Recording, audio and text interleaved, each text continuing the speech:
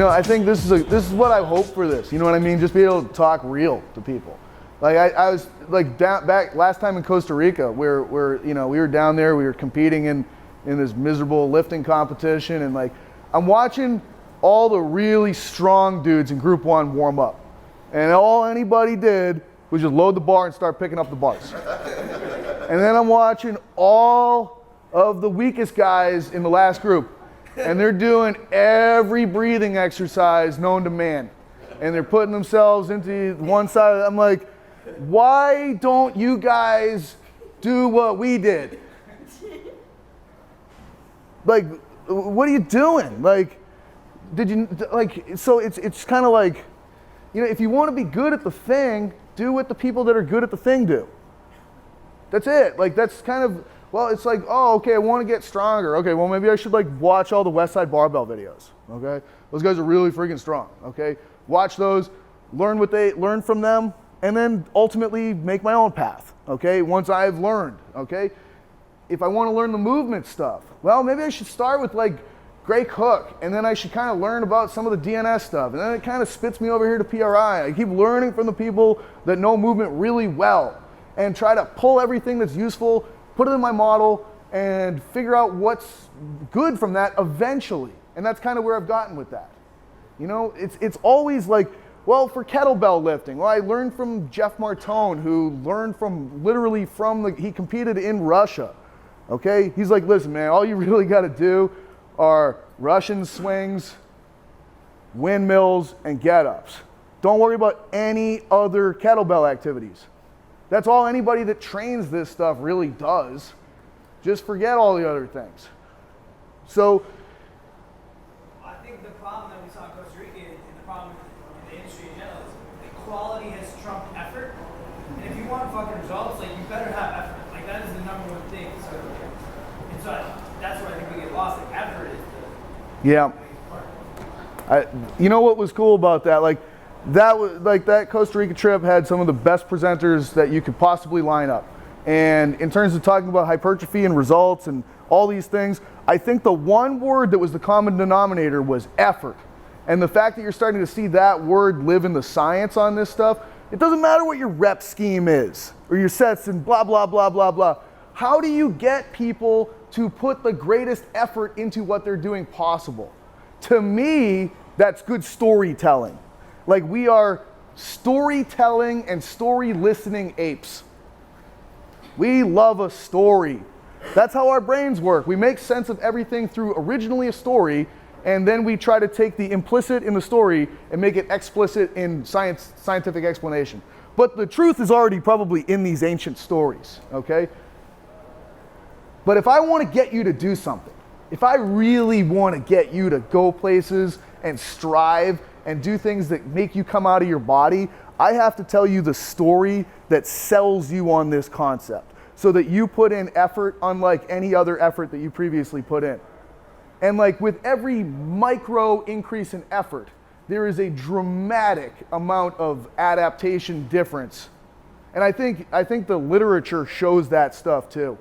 And let's be honest, like if you're a personal trainer, the people that you're working with, getting those people to like learn to deal with discomfort. I mean, we saw it last night, and we're working side by side at the same time. It's like, doesn't matter how good this is, you're just not trying very hard. Like, you're never gonna get any return on this because it's like, are you kidding? Like, this is pathetic. It's the same thing, like, how'd my squat look? Oh, you mean the one that was like probably 50% effort, like the bar speed was tremendous and you said it was hard? I don't know, it looked like all the other ones I've ever seen you do. Like, I guess it was good for you, but if I ever had a squat that looked like that, I would dive headfirst through that window right now.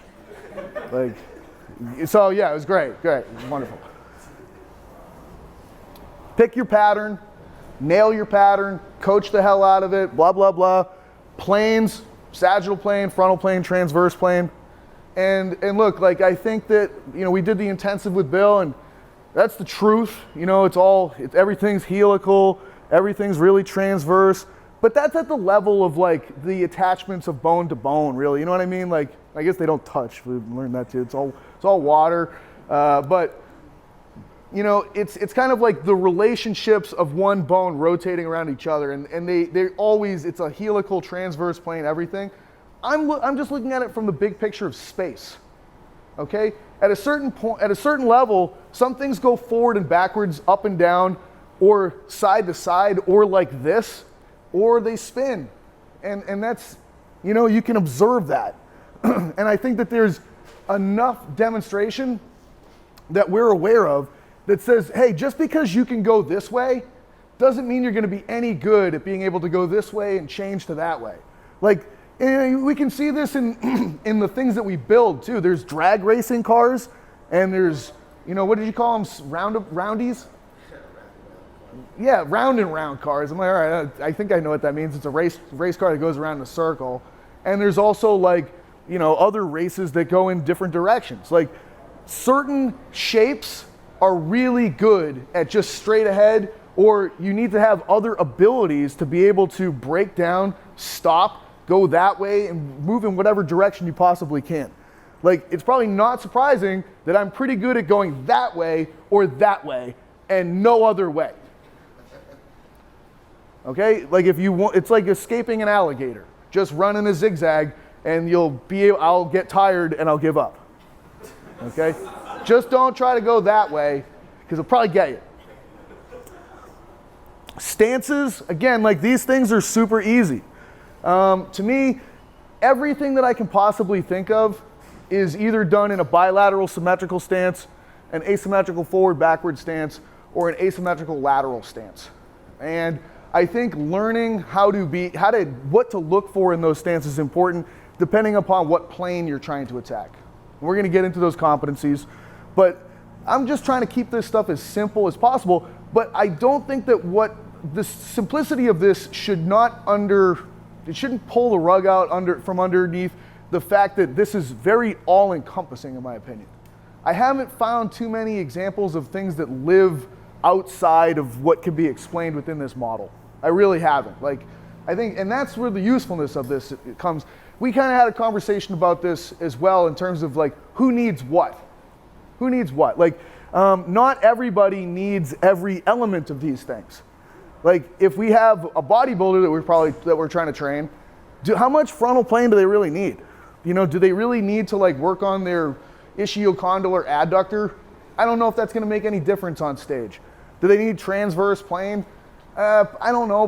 They probably just need to like just stick with sagittal plane basics. If I'm training a tennis player, how much sagittal plane basics do they need? Like, how strong is Roger Federer? Can he even bench 135? I don't know, but maybe not. He might not be able to. Sometimes it doesn't matter. Like, I can remember like being a baseball player in the 90s, and if you were a baseball player in the 90s, you either lifted everything or you didn't do any lifting. And the fastest guys that I knew of never lifted a damn weight in their entire life. So it was always like, every explanation I ever heard, like, well, if you want to get faster, you got to lift weights. I'm thinking like, that dude's never lifted a weight, and that's the fastest guy I've ever met in my entire life. Like, there's got to be some problem with this explanation. There has to be. Does it mean that guy couldn't benefit from increasing strength to a certain degree? Doesn't mean that. It just means like, let's be observant of reality in front of us and not be so stuck in a way of thinking or like explaining things.